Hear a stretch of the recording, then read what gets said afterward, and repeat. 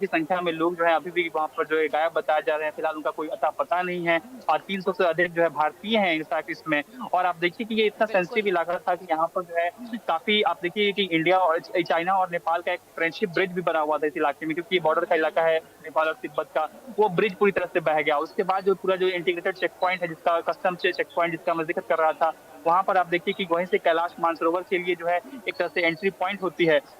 और कैलाश मानसरोवर की यात्रा जो अभी भी समाप्त हुई है, बहुत सारे लोग जो थे वहां पर चेक पॉइंट पर मौजूद थे उस वक्त। बताया ये भी जा रहा है कि ईशा के जो फाउंडर है, ईशा ईशा फाउंडेशन के सदगुरु भी वहां पर होने वाले थे, लेकिन किसी कारणवश जो है वहां पर वो नहीं पहुंच अतुल पाए, जरा वरना बने रहिए सोचिए कितनी हमारे बड़ी साथ। तबाही हो एक बार सकती थी। दर्शकों को 4 तस्वीरें दिखानी बेहद जरूरी हो जाती है कि आखिर नेपाल की ताजा हालात क्या है। देखिए 4 तस्वीरें दर्शकों आपके टीवी स्क्रीन पर, ये कुदरत की क्रूरता आपको दिखा रहे हैं। सबसे पहले तस्वीर पर आते हैं, पीछे मौत है और आगे लोगों को ये पता नहीं था कि 5 सेकंड के भीतर उनके पीछे मौत आ रही है और तेजी से भागते लोग जो है वो आपको नजर आ रहे होंगे। लेकिन यहाँ पर जिस तरीके से प्रकृति की क्रूरता नजर आ रही है पहली तस्वीर में, कि पीछे से सैलाब आता है और लोगों को, मकानों को, पशुओं को, जानवरों को बहाकर ले जाता है। और देखिए नेपाल की बात करते हैं तो भारतीय जो है वो लापता बताए जा रहे हैं। और बड़ी खबर सामने आ रही है, नेपाल में बताया जा रहा है कि 178 भारतीयों के लापता होने की बड़ी खबर सामने आ रही है। ये देखिए बड़ी अपडेट आपको दे रहे हैं नेपाल त्रासदी से जुड़ी हुई, जहां लगातार ये खबरें आ रही है कि कई ऐसे विदेशी पर्यटक भी वहां पर लापता बताए जा रहे हैं, भारतीय नागरिक भी वहां पर लापता बताए जा रहे हैं। कुल जो आंकड़ा है वो 178 निकलकर सामने आ रहा है। ये बड़ी तस्वीरें जहां नेपाल सरकार ने ये जानकारी दे दी है। मेरे संवाददाता अतुल लगातार इस बड़ी खबर पर मेरे साथ बने हुए हैं। अतुल देखिए यहाँ पर आंकड़ा आ चुका है कि भारतीयों की संख्या इसमें बढ़कर 178 हो गई है। फिलहाल क्या अपडेट है आपके पास?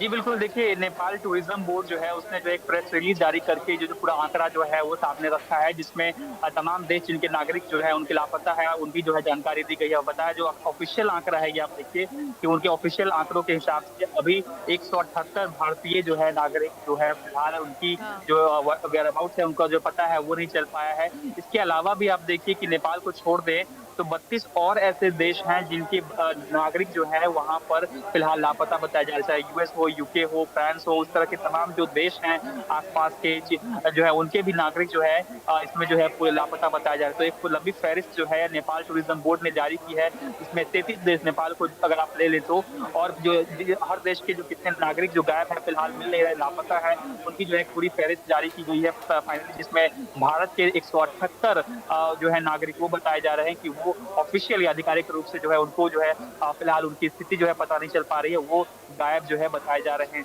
तो कहीं ना कहीं लगातार जिस तरह से जो जो आपदा का जो पूरा स्केल हमने देखा है उसका धीरे धीरे उसकी विवेचना जो है और कहीं ना कहीं आंकड़ों में भी अब रिफ्लेक्ट होने लगी है। जिस तरह से मौत के आंकड़े बढ़े हैं, जिस तरह से घायलों के आंकड़े बढ़े हैं और अब जिस तरह से लापता लोगों के जो आंकड़े हैं वो सामने आए हैं, तो वो कहीं ना कहीं डराने वाले हैं, क्योंकि आगे चल के आप देखिए कि जिस तरह की स्थिति है वहां पर और जिस तरह से रेस्क्यू एफर्ट्स में लगातार जो चैलेंजेस फेस कर रहे हैं, चाहे वो तमाम जो डिजास्टर रिलीफ की जो पर्सनल है उनको लगातार जो चुनौतियों का सामना करना पड़ रहा है, ऐसे में कहीं ना कहीं जो लोग फंसे हुए हैं उनके लिए काफी मुश्किलात जी होने जी। वाले हैं। क्योंकि आप देखिए कि भले ही नेपाल सरकार ने जो है हेलीकॉप्टर्स वगैरह सभी जो है इस्तेमाल किया है लोगों को रेस्क्यू करने के लिए, लेकिन पूरी पूरी जो क्राइसिस का जो स्केल है वो इतना ज्यादा है कि जो तमाम जो एफर्ट्स हैं वो कहीं ना कहीं कम जो है नजर आ रहे हैं। तो ऐसे में काफी चिंता की बात है, केवल नेपाल के लिए नहीं, तमाम 32 अगर अन्य देशों के लिए भी, क्योंकि उन्होंने भी जो है लगातार आप देखिए कल हमने देखा किस तरह से यूएस हो, फ्रांस हो, उनकी एम्बेसी ने जो है स्टेटमेंट जारी करते काठमांडू में जो चलिए जारी किया, देखते हैं हेल्पलाइन अतुल के नंबर भी इस जारी किया। बीच क्या कुछ खबरें और निकलकर सामने आती है। बहुत शुक्रिया तफ्तीश से तमाम जानकारी देने के लिए। और चलिए सीधा आपको लिए चलेंगे जहां एनडीआरएफ के आईजी से मेरे संवाददाता मनोहर केसरी ने जुड़ी बातचीत की है। क्या कुछ कहा है उन्होंने, आइए आपको सुना देते हैं। नेपाल में बाढ़ की त्रासदी से भारत पर भी संकट गहरा रहा है और इस पर हमारे साथ बातचीत करने के लिए एनडीआरएफ के आईजी नरेंद्र सिंह बुंदेला जुड़ चुके हैं। बुंदेला जी, आप एक्सपर्ट भी हैं, फ्लड्स कंट्रोल आप देख भी रहे हैं, तो ऐसी स्थिति में जो वहां से बाढ़ आई है नेपाल से, अभी फिलहाल किन किन राज्यों में इसका असर पड़ने वाला है? तो बेसिकली नॉर्थ ईस्ट यूपी का कुशीनगर एरिया और बिहार में जहाँ से गंडक रिवर फ्लो होती है, स्टार्टिंग इसकी वेस्ट चंपारण से हो सकता है, मुजफ्फरपुर, और जब तक गंगा में नहीं मिलती है तो उसको इम्पैक्ट असेसमेंट चल रहा है। CWC ऑलरेडी इसको मॉनिटर कर रही है। कितनी टीमें कहाँ पर तैनात की गई है और किन किन जिलों में तैनात की गई? टोटल बिहार में हमारी 9 टीमें जो एक्टिवली डिप्लॉयड है। 4 टीम पटना के पास में हमारी रिजर्व भी रखी गई है कि एडिशनल रिक्वायरमेंट होने पर डाइवर्ट कर सकते हैं। वेस्ट चंपारण और मुजफ्फरपुर में एक एडिशनल टीम कल ऑलरेडी स्टेट गवर्नमेंट ने जब ऑनरेबल CM ने मीटिंग किया था उसके बाद रिव्यू के बाद डिप्लॉय कर दिया है। क्योंकि मैं यहाँ देख रहा हूँ जिस मैप को आप दिखा रहे हैं पूरा बिहार का मैप है, ऊपर में N है मीन्स नेपाल है, वहाँ से सीधे जो है सो बाढ़ आई और वेस्ट चंपारण होते हुए ईस्ट चंपारण, सीतामढ़ी, मुजफ्फरपुर, सुपौल, उसके बाद वो अलग बेल्ट है। अच्छा, वो अलग बेल्ट है। मानसून के हिसाब से प्री डिप्लॉयमेंट रहती है क्योंकि और भी उधर फ्लड अफेक्टेड एरियाज है।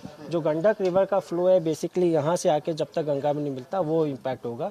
तो बिहार में वेस्ट चंपारण और कुशीनगर, यूपी में जो 2 इनिशियल जो इम्पैक्ट होने वाले उसको ऑलरेडी हमने टीम डिप्लॉय कर लिया, मॉनिटर कर रहे हैं। क्योंकि मैं यहाँ देख रहा हूँ, मैं अपने कैमरा पर्सन सुधीर को भी कहूँगा कि ये आप दिखाएं, एक और तस्वीर जो है सो यहाँ से आई हुई है और ये आप देखिए NDRF की टीम है और C-17 ग्लोब मास्टर्स नेपाल पहुँच चुकी है राहत सामग्री को लेकर के। सर, कितनी राहत सामग्री गई हुई है और क्या क्या गया है? राहत सामग्री बेसिकली जिसमें इनिशियल हेल्प के लिए भेजा जाता है, जैसे ब्लैंकेट्स हैं, कपड़े हैं और खाने पीने का सामान है, बर्तन है, टेंट्स है, ये सब भेजा गया है। साथ में दवाइयाँ और मेडिकल इक्विपमेंट्स ट्रीटमेंट के लिए वो भी भेजा गया है।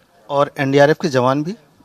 NDRF के जवान स्टैंड बाय पे, वो नेपाल और state government of India decide करती है, ज़रूरत होने पे हमारी टीम स्टैंड बाय पर है।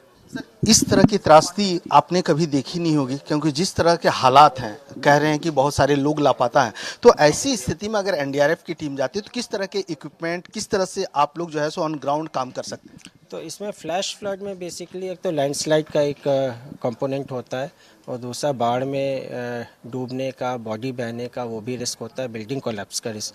3 तरह के कंपोनेंट होते हैं तो इसके हिसाब से वो स्पेशलिस्ट इक्विपमेंट हम रखते हैं। चलिए सर, इंडिया न्यूज़ से बातचीत करने के लिए आपको बहुत बहुत धन्यवाद। नरेंद्र सिंह बुदेला हमें डिटेल से बताया कि NDRF के जवान भी तैनात हैं और ये पूरी राहत सामग्री जो है सो नेपाल को पहुंचाई गई है। इसके साथ साथ एक बार फिर मैं अपने दर्शकों को बता दूं, इंडिया न्यूज़ ITV नेटवर्क के दर्शक समझ लें कि जो नेपाल में यहाँ पर जो फर्स्ट फ्लड हुआ है, जो बाढ़ आई है, वो सीधे यहाँ से आती हुई बिहार की ओर आई है और बिहार में NDRF के 9 टीम को तैनात किया गया है। ये आप देख सकते हैं वेस्टर्न चंपारण का एरिया है, यहाँ पर एक टीम तैनात है। उसके बाद गोपालगंज है एक टीम, ईस्ट चंपारण एक टीम है, सीतामढ़ी के इलाके शिवहर जो है वहाँ पर एक टीम है, मुजफ्फरपुर में एक टीम तैनात है। उसके बाद 4 टीम जो है वो पटना में रिजर्व रखा हो गया है, अगर ज़रूरत होगी तो तुरंत मूव कर जाएगी। उसके बाद अब आप देखिए बिहार के साथ साथ उत्तर प्रदेश का जो कुशीनगर इलाका है,